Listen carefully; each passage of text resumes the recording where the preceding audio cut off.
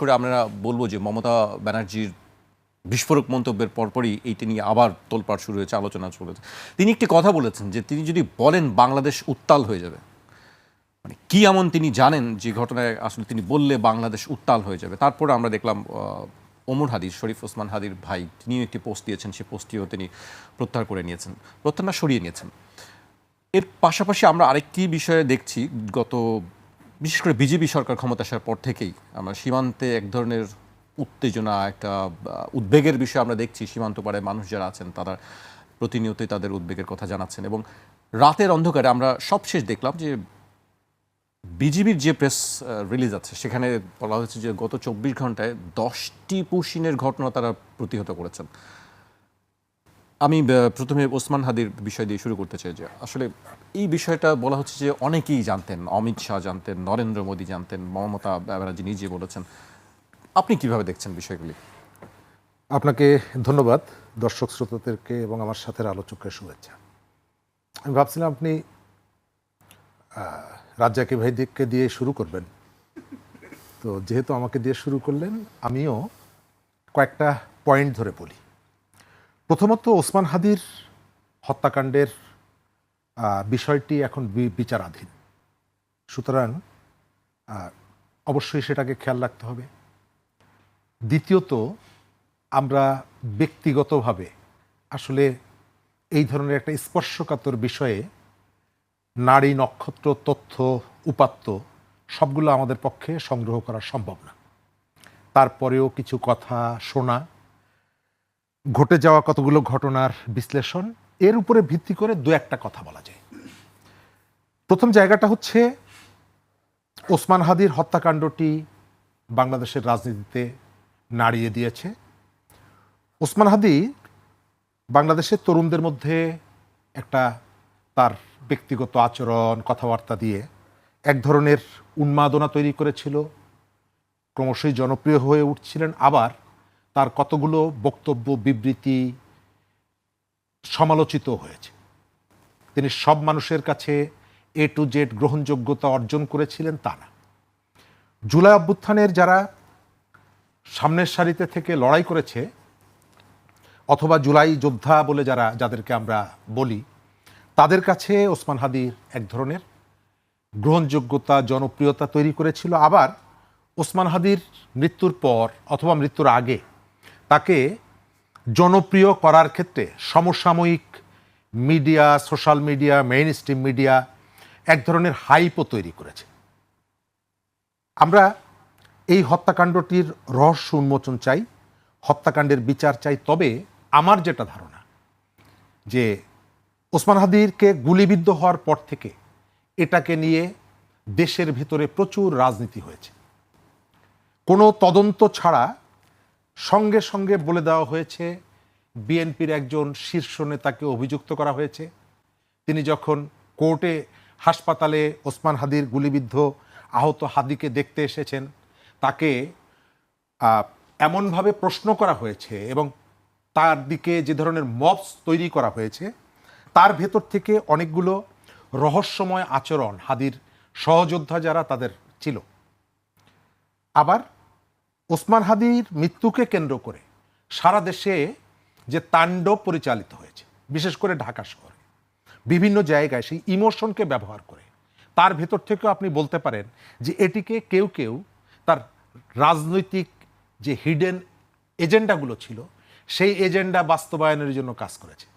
প্রথম আলো, daily star, Udichi অথবা ছায়ানট, এর প্রতি যে একটা শ্রেণীর এখানে ক্ষোভ ছিল এবং সেটি ছিল রাজনৈতিক, তারা সেই ক্ষোভটার প্রশমন ঘটিয়েছে এই জায়গাগুলোকে আক্রমণের ভেতর থেকে। সুতরাং এটাও সাসপেক্ট করা যায় যে তারা এই ধরনের একটা পরিস্থিতি ইচ্ছা করে তৈরি করেছিল কিনা। আবার ওসমান হাদির হত্যাকাণ্ডের পরে আমরা যে ফয়সালকে, ছাত্রলীগের নেতাকে দেখছি, সেই ফয়সালের তো একটা দীর্ঘ রাজনৈতিক পরিচয় আছে। ছাত্রলীগের পদধারী নেতা, একাধিকবার গ্রেপ্তার হয়েছেন, আবার জেল থেকে তিনি মুক্তি পেয়েছেন, আবার তিনি ওসমান হাদির সাথে একসাথে ঘুরেছে। ছাত্রলীগ, আওয়ামী লীগের বহু নেতাকর্মী অপরাধীও আছে, নিরাপরাধও আছে। তারা জেলে গেছে, তাদের বাড়িতে হামলা হয়েছে, তাদেরকে ধরে পুলিশে দেওয়া হয়েছে, এই ঘটনাগুলো তো ঘটেছে। ঠিক সেই জায়গাটায় এই যে ফয়সালকে কারা ডানার নিচে রেখে অন্তত ওই ঘটনা পর্যন্ত নিয়ে এসেছে, তদন্তের জায়গা এই জায়গাটায় বিস্তৃত হবে কিনা আমরা জানি না। এখন পর্যন্ত আমার ধারণা যে ওসমান হাদির হত্যাকাণ্ডটাকে কেন্দ্র করে রাজনৈতিক দৃষ্টিভঙ্গির থেকে বিভিন্নভাবে ব্যাখ্যা করার চেষ্টা করা হচ্ছে। ওসমান হাদির ভাই তিনি যখন কাউকে কাউকে অভিযুক্ত করে তার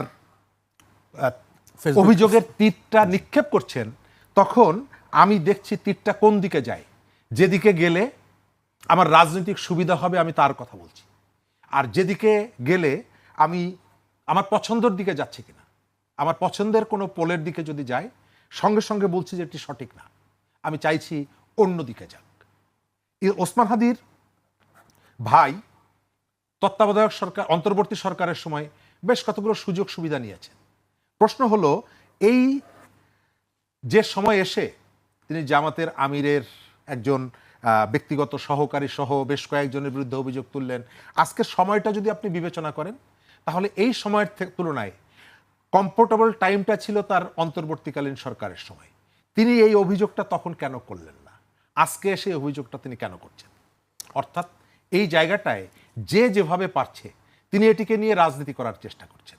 আবার ওসমান হাদির বন্ধু বান্ধব যারা আছে, তার সহযোদ্ধা যারা আছে, তারা যে তথ্যগুলো আমাদের সামনে নিয়ে আসছে অথবা যে তথ্যগুলো আমাদেরকে বিশ্বাস করতে বলছে, তার পেছনেও তাদেরও একটা নির্দিষ্ট রাজনীতি আছে। সব মিলিয়ে ওসমান হাদির হত্যাকাণ্ডের যে রহস্য, এই রহস্যটা নিরপেক্ষভাবে বাজারে আসবে, বিচারের মুখোমুখি হবে, এই ভরসা আমার নেই।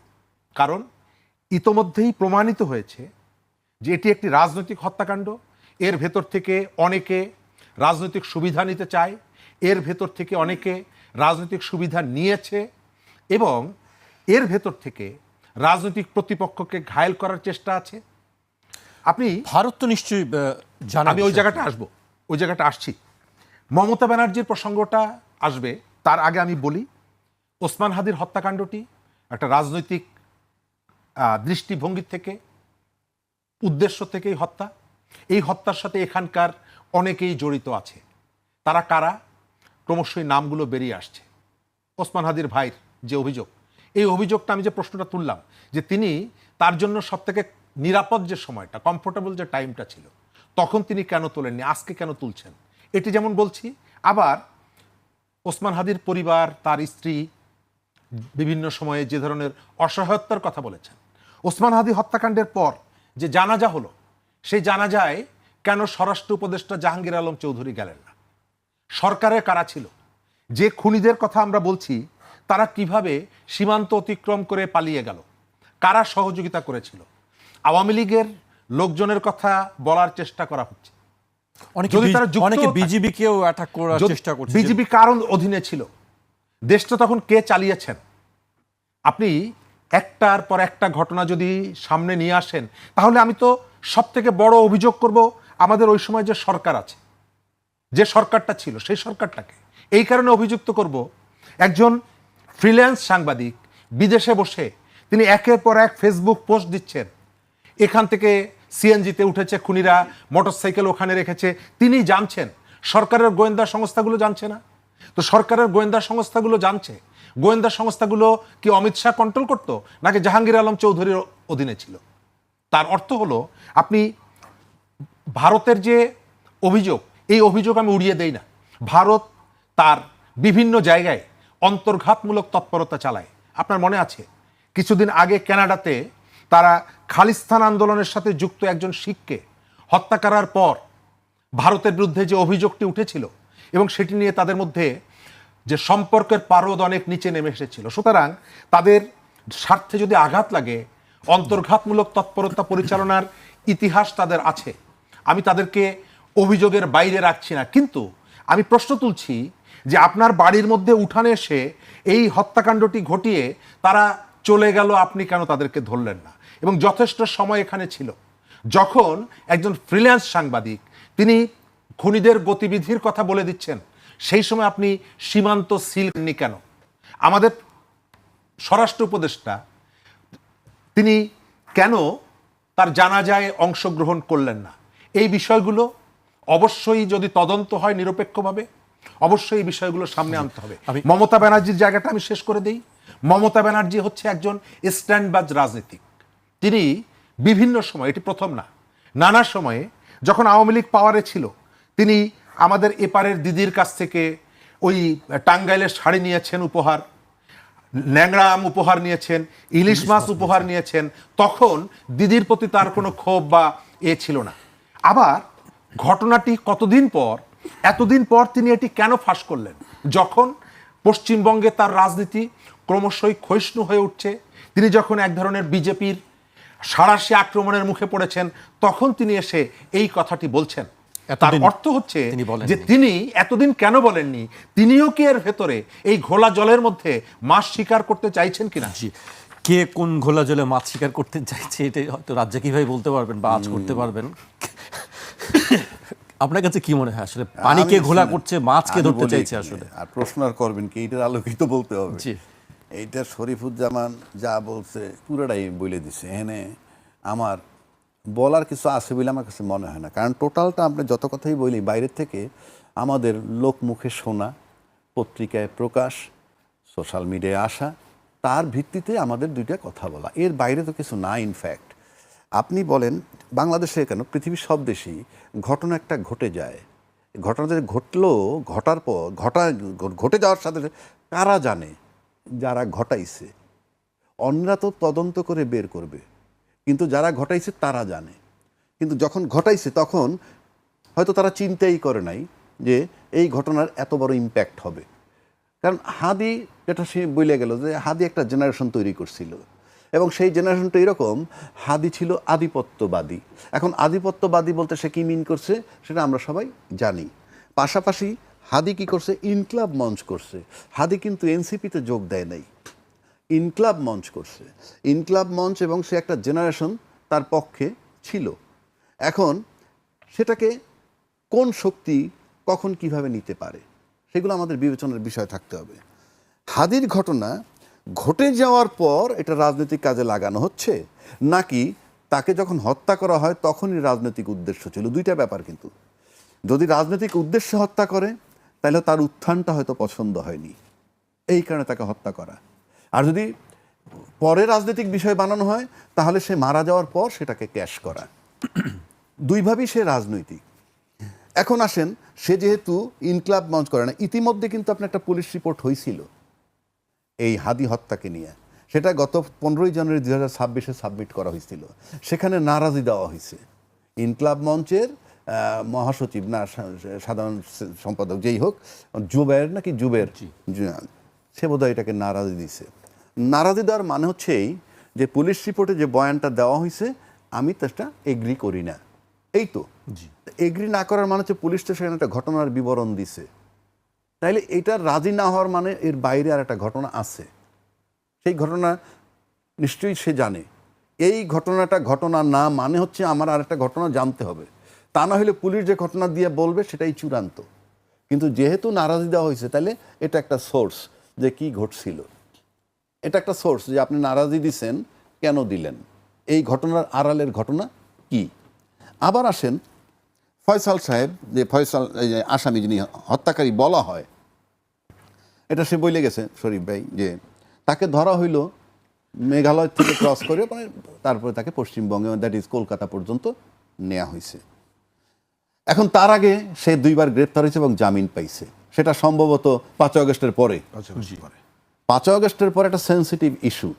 যিনি গ্রেপ্তার হইলেন তাকে বলা হয় যে মানে পরাজিত শক্তি যেটা ছিল 5 আগস্টের সেই ঘটনার, তাহলে সে জামিন পাইছে। তাকে আওয়ামী ঘটনার কোনো লয়ার জামিন করার নাই, কারণ আওয়ামী ঘটনার লয়ার যারা দাঁড়াইলেই জামিন হবে তারা সেখানে নাই তখন দেশে, তাইলে তার জামিন করানো হয়েছে। যারা জামিন করানো হয়েছে সে যদি শুধু প্রফেশনাল দায়িত্বে কইরা থাকেন সেটা এক কথা, আর যদি সে তো আর্মস সহ, তার বিরুদ্ধে আর্মসের মামলা ছিল, সেই অবস্থায় যদি তারপরেও সে জামিন পেয়ে যায়, সেখানে তো বুঝতে হবে তাহলে কি এই জামিনের পিছনে, কারণ সে একটা ক্ষমতাধর আসামি বোঝা যায়। কেননা উনি যে একজন জার্নালিস্টের কথা বলল, সে ধারাবাহিক বিবরণ দিতেছে এখান থেকে মোটরসাইকেলে কিল করার পর ওই মোটরসাইকেল থুইয়া সিএনজি তুটলো, তারপরে জীব রক্ষিত ছিল, এইভাবে ঘুরছে, তাইলে বোঝা যায় তাকেও এই মামলার সাথে সম্পৃক্ত করা দরকার। কারণ এত বড় বয়ান সে কীভাবে জানলো, তার গতিবিধি পর্যন্ত সে জানছে। আমরা যেমন লাস্ট সিন অলওয়েজ যে একজন হত্যাকারীর সাথে লাস্টে কাকে দেখা গেছে, যে অমুকরে দেখা গেছে, আসামি না পেলে তারা জিজ্ঞাসাবাদ করা হয়। এটা কেন? এটা পার্শ্ব প্রতিক্রিয়া। আপনি যেমন দেখবেন যে আমেরিকান সোলজার কোন কোন দেশ আশ্রয় দিচ্ছিল, সেই সমস্ত জায়গায় কিন্তু ইরান হামলা করতেছে। কেন করতেছে? যে তুই আশ্রয় দিবি কেন?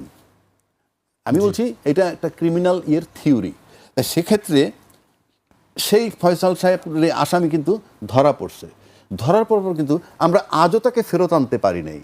চেষ্টা চলছে, কূটনৈতিক না ঠিক আছে, আমরা আনতে পারি নাই।